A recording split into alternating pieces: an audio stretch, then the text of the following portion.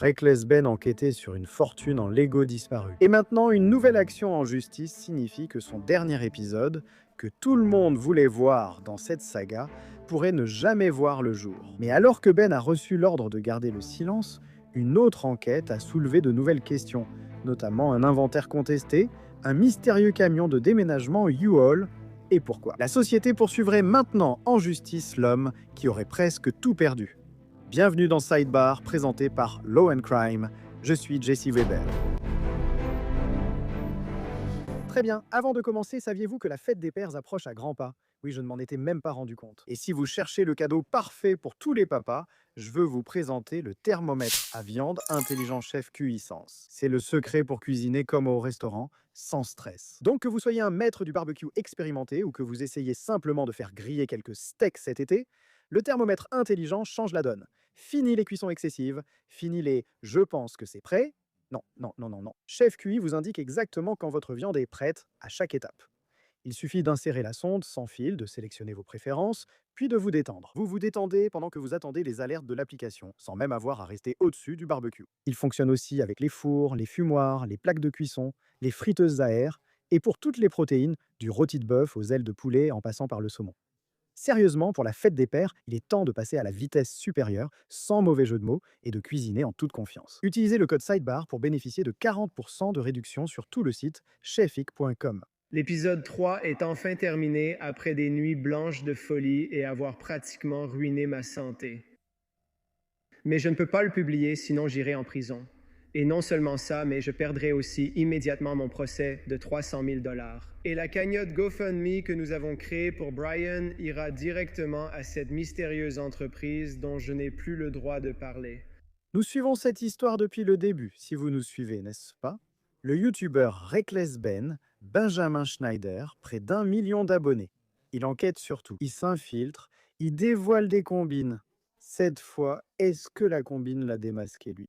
Ça va faire débat, parce que c'est au moins ce que les autorités semblent penser ici. C'est aussi ce que le tribunal semble penser ici. Nous en sommes là il y a seulement quelques jours. Souvenez-vous, Ben est venu dans l'émission Sidebar, nous avons échangé avec lui. Mais Ben Schneider dit qu'il ne peut plus parler.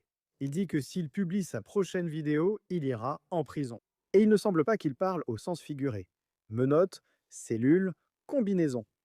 Il violerait essentiellement une ordonnance du tribunal, une ordonnance restrictive temporaire s'il le faisait. Et il dit que l'argent du GoFundMe, apparemment c'est 400 000 $, 400 000 $ récoltés pour cette famille en Oregon, tout cela disparaîtrait. Vous vous demandez sûrement, après avoir suivi la saga, ce qui s'est passé, comment une enquête sur des Legos a mené à une ordonnance restrictive et à une répression policière. Et maintenant, il y a un tollé public qui a atteint la salle du conseil municipal. Il y a quelques jours, des citoyens en colère ont pris la parole à American Fork, dans l'Utah, pour exprimer leurs craintes envers leur police. En fait, en voyant ce comportement, j'ai peur de me tenir ici, craignant qu'ils ne cherchent à se venger contre moi. Parce que c'est ce qu'ils ont fait à cette personne. Et s'ils sont prêts à faire ça à cette personne, ils sont prêts à me le faire aussi. Maintenant, voilà le hic. Pendant que tout cela se déroulait dans l'Utah, de nouvelles informations apparaissaient sur l'affaire elle-même, la véritable valeur des Legos en question. Qu'y avait-il réellement dans ce magasin? Ce mystérieux camion U-Haul qui aurait pu tout changer. Maintenant, je dois aborder ce sujet parce que malgré une ordonnance restrictive temporaire, je ne pense pas que cette histoire va disparaître. Je ne pense même pas qu'elle soit près d'être terminée. Alors, avant même de rentrer dans toutes les nouveautés, il faut juste s'assurer qu'on soit tous sur la même longueur d'onde concernant cette histoire. Donc voici une petite version abrégée pour vous remettre à jour. Maintenant, selon Ben, un homme nommé Brian Mansell possédait une immense collection de Lego Star Wars, en fait la collection de son père, accumulée au fil des années et valant beaucoup d'argent. Une publication sur les réseaux sociaux à l'époque l'estimait à 200 000 $. Nous apprendrons plus tard quelque chose d'important sur ce chiffre. Donc, Brian met apparemment la collection en dépôt-vente dans un magasin Bricks and Minifigs à Salem, dans l'Oregon. Le magasin vendra les Lego, prendra une commission et Brian touchera le reste. Un accord classique. Mais ensuite, apparemment, la direction de l'entreprise débarque. Et d'après ce que Ben Schneider a documenté dans ses vidéos en ligne, et ce qu'un autre youtubeur indépendant semble avoir confirmé dans une enquête séparée, ce dont nous allons parler. La direction de Brick et Minifig a effectué ce qu'on appelle essentiellement une prise de contrôle hostile de ce magasin de l'Oregon. Les propriétaires actuels de la franchise, Crystal et Ben Gorman, ont apparemment été écartés, puis une nouvelle direction a pris le relais. Et la collection de Brian, selon Ben, a disparu. Pas d'argent, pas de Lego. Donc Brian contacte apparemment Reckless Ben, et Ben commence à enquêter là-dessus. Il commence à mener l'enquête. Et voici ce que Ben nous a dit lorsque nous lui avons parlé précédemment. Donc, en gros, je me suis un peu fait une réputation en ligne de résoudre des crimes que la police n'arrive pas à résoudre. Et j'ai probablement reçu environ 10 000 emails, et celle-ci semblait être l'une des plus grandes injustices parmi toutes, où il y avait ce gars dont la famille avait dépensé toutes ses économies pour rassembler la plus grande collection de Lego Star Wars au monde. C'était vraiment important pour eux. Et puis, ils l'ont confié à ce magasin en leur faisant confiance pour la vendre à leur place. Et au final, ils n'ont presque rien récupéré. Donc c'était comme, comment est-ce possible? Donc Ben aide apparemment Brian à intenter une action en justice. Et selon Ben, essentiellement, ils gagnent ou ils allaient être victorieux. Mais ensuite, il affirme, selon Ben, que la société ferme le magasin pour éviter de payer un jugement. Ben dépose apparemment une autre plainte. Et cette fois, c'est contre les propriétaires personnellement, Joshua Johnson et Brandon Best. Et ils vivent dans l'Utah. Donc Ben, apparemment, aurait pris l'avion pour l'Utah et aurait essayé de remettre des documents judiciaires. Pas directement, mais via d'autres personnes. Il tente d'engager ce que le tribunal qualifie de conversation de bonne foi avant le procès. Et c'est là qu'on en arrive à l'implication de la police. C'est à ce moment-là que la police d'American Fork a procédé à des contrôles routiers, donné des avertissements pour intrusion. Ben se fait arrêter, puis il se fait arrêter à nouveau. Le service de police d'American Fork a déclaré dans un communiqué qu'il répondait à des plaintes jugées légitimes. Ils disent que Johnson et sa famille se sont sentis menacés par Ben et d'autres venus sur place. Ils ont dit qu'ils doivent faire respecter la loi de l'Utah, que peu importe qui a raison ou tort dans un différend commercial, s'il y a des allégations d'intrusion ou de harcèlement, ils doivent enquêter. Ils doivent faire respecter la loi, et c'est là que nous en étions restés la dernière fois. De récents développements ont tout bouleversé. Je dois d'abord citer Ben, il y a seulement quelques jours. Ben s'est rendu sur sa chaîne YouTube, Reckless Ben, et a publié une courte vidéo. Elle dure moins de 2 minutes, et il l'appelle « Mon message final ». Maintenant, pour ceux d'entre nous qui suivent cette saga, c'était un épisode très attendu dans cette enquête, n'est-ce pas? Nous voulons connaître le récit de Ben. Ce n'est pas forcément vrai, mais c'est sa version, non? Et s'il y avait des documents, des vidéos ou de l'audio? D'accord, la grande révélation approchait. Maintenant, la vidéo sort, mais au lieu de porter sur ce que Ben pourrait dire, ou ce que Ben pourrait affirmer, ou ce que Ben pourrait alléguer, tout tournait autour de ce qu'il ne pouvait pas dire et de ce qu'il ne pourra peut-être plus jamais dire. Habituellement, je dirais qu'il aille se faire voir, le patron qui me dicte quoi faire. Je ferai ce qui est juste. Mais dans cette situation, si je fais ça, alors tous mes amis se font avoir avec ce procès et on perd tout l'argent qu'on a récolté sur GoFundMe, et ça immédiatement. Le seul problème, c'est qu'on ne m'a pas donné la chance de partager mon point de vue. Le tribunal n'a entendu que leur version, pas la mienne. Donc, parce que je n'ai pas pu donner ma version, je n'ai maintenant plus le droit de parler d'eux. Donc, selon le reportage d'IGN du 9 juin, une ordonnance restrictive a été émise après que Bricks and Minifigs a déclaré au tribunal que Ben proférait des menaces de bombes, des menaces de mort contre leurs responsables et leurs employés. Ben nie l'accusation, mais un tribunal a estimé qu'il y avait un problème et a émis une ordonnance restrictive temporaire. La situation est examinée. Ils disent qu'il y a une probabilité que les plaignants ici l'emportent sur le fond. Et cela limite essentiellement Ben de manière significative dans sa capacité à parler de l'entreprise. Écoutez, il y a une question juridique intéressante. J'en ai parlé hier soir dans Jesse Weber Live, dans mon émission sur News Nation. Mais en gros, il y a cet équilibre, n'est-ce pas, entre la liberté d'expression et le tribunal. Parfois, il peut y avoir un problème car on ne peut pas tenir des propos ou adopter des comportements illégaux, harceler, viser quelqu'un ou divulguer des informations sensibles ou personnelles. Peut-on considérer quelque chose comme une censure préalable illégale? Empêchez-vous illégalement quelqu'un de tenir des propos protégés par la loi? Oubliez cette question juridique. Pour l'instant, le tribunal a imposé une injonction temporaire. L'épisode 3 est terminé et pourrait ne jamais être diffusé. Mais comme je l'ai mentionné, ce n'est pas fini. Donc, pendant que Ben était réduit au silence par cette injonction temporaire, autre chose se passait. Un youtubeur en particulier, quelqu'un qui fait exactement ce que Ben fait, a décidé de chercher ses propres réponses. Vous le connaissez peut-être sous le nom de Cofizilla, détective d'Internet qui enquête sur les arnaques et escroqueries en ligne. Il a choisi d'examiner de près cette affaire Lego. Et maintenant, sa vidéo s'intitule « J'ai retrouvé les 200 000 $ de Lego disparus ». Et ce qu'il affirme avoir découvert pourrait changer notre compréhension de toute cette histoire, selon lui, selon sa version. Donc Cofizilla aurait parlé à toutes les personnes impliquées, les anciens propriétaires de la franchise, les cadres de l'entreprise, les nouveaux propriétaires et Reckless Ben lui-même. Et il affirme avoir examiné des photos, des tableaux Excel, des dossiers de police et des données de caisse. Et il a tout exposé. Je dois donc partir du chiffre évoqué par tous, 200 000 $, n'est-ce pas?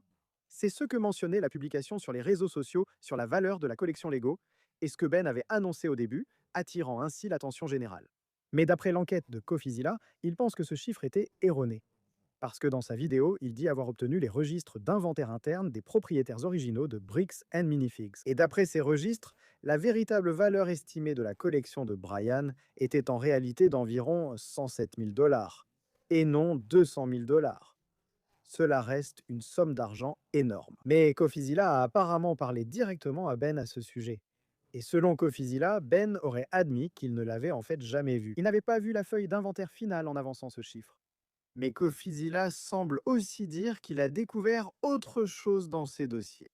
Selon lui, environ 20 000 $, 20 000 $ de la collection de Brian auraient été signalés comme mis de côté en attente de paiement. Et lorsqu'il aurait demandé au nouveau propriétaire, Josh Johnson, combien d'articles étaient mis de côté en attente de paiement au moment de la reprise, il affirme qu'il y a ce message texte qui semble confirmer qu'il a dit qu'il n'y en avait que 2 ou 3. Mais Cofizilla aurait parlé au propriétaire initial, qui a affirmé qu'il y avait environ 98 articles d'une valeur entre 15 000 et 25 000 $. C'est un point de discorde important. Mais c'est là que le différend s'accentue. Parce que après cette prise de contrôle hostile présumée, Bricks and Minifigs, la direction, a publié un communiqué. Et ils auraient déclaré n'avoir trouvé que pour 2 à 5 000 $ de la collection de Brian dans ce magasin. Cofizilla, apparemment, n'a pas pris leur parole pour argent comptant. Il dit avoir examiné plus de 200 photos prises par un ancien propriétaire du magasin, et lui et son équipe auraient identifié manuellement chaque Lego Star Wars correspondant ou pouvant correspondre à l'inventaire de Brian. Leur conclusion, selon eux, c'est qu'environ 21 000 $ de la collection de Brian se trouvaient dans ce magasin dans la nuit du 14 novembre. C'est 3 à 5 fois plus que ce qu'avait affirmé la direction. Et ensuite, il a apparemment consulté les relevés de points de vente. Et selon son enquête, environ 51 000 $ de ventes correspondaient à la collection de Brian. Mais selon Cofizilla, Brian n'a été payé que 17 000 $. 17 000 $. Donc cela signifie que, selon le contrat de dépôt-vente, Brian aurait théoriquement dû recevoir environ le double de ce qu'il a réellement obtenu. Et puis il y a le camion U-Haul. Un ancien employé du magasin de jeans s'est apparemment manifesté et aurait dit cela à Cofizilla. La nuit de cette reprise, Brandon Best se présente au magasin avec un camion U-Haul, apparemment rempli de Lego Star Wars venant de Salem.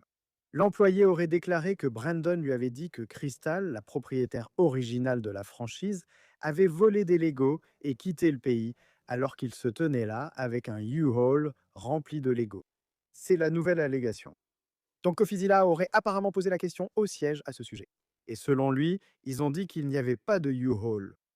Au contraire, ils affirment que Brandon est arrivé dans une voiture de location et le PDG a dit qu'il avait vu des images de cette nuit-là et qu'il n'y avait pas de U-Haul. Puis Cofizilla aurait découvert autre chose. Une photo du parking prise cette même nuit. Il dit qu'il zoome, qu'il éclaircit l'image et qu'il y avait un camion U-Haul juste devant le magasin. D'après lui, la direction change apparemment sa version. Ils disent maintenant que le camion U-Haul était pour une caravane.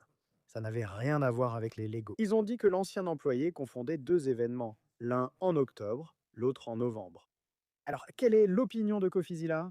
Quelle est la conclusion de Cofizilla? Après tous les calculs, les registres de vente, les mises de côté, le stockage hors site, les accords parallèles, il estime, selon lui, qu'il n'y a qu'entre 10 000 et 20 000 $ de Lego qui restent totalement inexpliqués. Voici le problème le plus important. Même en tenant compte de tout, Cofizilla affirme que Brian Mansell a tout de même perdu entre 50 000 et 83 000 $ pour lesquels il n'a jamais été indemnisé. Mais au lieu de régler ce problème, il semble, à en croire tous les témoignages, que Prix and Minifigs ait choisi une autre voie. Selon la vidéo de CoFizilla, l'entreprise poursuit maintenant Brian Mansell pour environ 1,3 million de dollars. Il affirme que l'entreprise a choisi une stratégie juridique agressive. C'est une citation, stratégie juridique agressive. Et il leur a personnellement dit que c'était, je cite, une idée horrible. Son conseil, il le dit dans sa vidéo, abandonnez la stratégie juridique agressive. Vous êtes un magasin de Lego à la fin de la journée. Vous deviez offrir du divertissement, pas refaire suite. Leur réponse serait sûrement, nous sommes harcelés, pris pour cible, nous souffrons. Nous devons prendre la loi entre nos mains, que ce soit une action pénale ou une action civile. Alors, où en sommes-nous? Ben est essentiellement réduit au silence, n'est-ce pas? Sa conclusion sur toute cette enquête est mise de côté, apparemment pour une durée indéterminée. Mais voilà ce qu'il faut comprendre avec une histoire aussi importante. Elle ne s'arrête pas simplement parce qu'une personne ne peut pas parler. J'ai dit que c'est viral. À American Fork, dans l'Utah, la ville au centre de toute cette controverse, des habitants se seraient présentés à une réunion publique. Et ce n'est pas pour parler de Lego, ce n'est pas pour parler de YouTube. C'est pour parler de leur service de police. Le 9 juin, le même jour où Ben avait publié son dernier message, la ville d'American Fork a tenu une réunion du conseil municipal. Ordre du jour, budget, taxes foncières, rénovation d'un centre de remise en forme. Mais un par un, les citoyens se seraient avancés vers ce pupitre et auraient orienté la conversation ailleurs. Le département de police, en mars, s'est lancé dans une croisade contre un individu et il a maintenant le droit légal de poursuivre cette ville en justice. Le chef de la police a ensuite publié un communiqué de presse et a menti au public. Ce n'était que le début. Orateur après orateur s'est avancé, décrivant ce qu'ils appelaient une série de manquements. Ben a affirmé qu'un contrôle routier était un mensonge et que des documents judiciaires auraient été présentés à tort comme ayant été signifiés. Descendre dans un Airbnb visible ici sur des images de caméras piétons de la police, plusieurs personnes ont été placées en garde à vue ou détenues. Un autre résident a demandé une enquête extérieure, affirmant que le département a l'habitude de se protéger lui-même au détriment des droits constitutionnels. Le service de police d'American Fork aime dire qu'ici, nous faisons différemment, et ils ont raison. Nous le voyons aujourd'hui, ils ont transformé les dossiers publics en armes pour manipuler les récits et éviter tout contrôle. Quand les droits sont bafoués et la confiance rompue, je repense aux paroles de l'artiste Granson. Nos pensées, nos prières ne peuvent pas ramener ce qui n'est plus là. Ceux qui se taisent sont morts. Avoir seulement des pensées et des prières ne résoudra pas ce problème. Il est temps que ce conseil agisse différemment. Arrêtez de soutenir la FPD et lancez un audit formel et indépendant mené par un tiers. Alors, qu'est-ce qui s'est passé? Les membres du conseil ont écouté, mais sans annoncer d'enquête ni de mesure. Et avant même d'en arriver à la situation actuelle, je vais vous dire que le service de police d'American Fork a sa propre version des faits. Après la diffusion virale de la image de la caméra piéton, le service a réagi publiquement à la controverse en ligne. Voici leur déclaration. Je comprends que de nombreuses personnes qui suivent cette affaire en ligne ont des sentiments forts concernant le litige commercial sous-jacent en Oregon et les allégations selon lesquelles certains individus auraient perdu des sommes d'argent importantes. Je reconnais que les gens sont frustrés, en colère, et peuvent avoir le sentiment que justice n'a pas été rendue concernant ces allégations. Ces préoccupations sont compréhensibles. Notre responsabilité dans l'Utah n'était pas de déterminer qui avait raison ou tort sur le plan moral dans un différend commercial provenant d'un autre État. Notre responsabilité était de répondre à des comportements signalés ici, dans notre communauté, d'évaluer les faits dont nos agents disposaient à ce moment-là et d'appliquer la loi de l'Utah, comme les agents ont établi qu'il existait des motifs raisonnables de croire qu'un crime avait été commis. Le fait que quelqu'un puisse croire avoir été lésé financièrement n'exempte aucune personne des lois régissant le harcèlement, l'intrusion, le harcèlement criminel ou tout autre comportement dans notre juridiction. Nous restons déterminés à appliquer la loi de manière équitable, objective et transparente, quel que soit l'individu concerné ou le récit en question. Et Brian Mansell, il attend apparemment toujours. Il y a une question concernant l'argent du GoFundMe, n'est-ce pas? Les plus de 400 000 $ sont-ils en danger? L'épisode 3, toujours pas publié. Le conseil municipal, que vont-ils faire?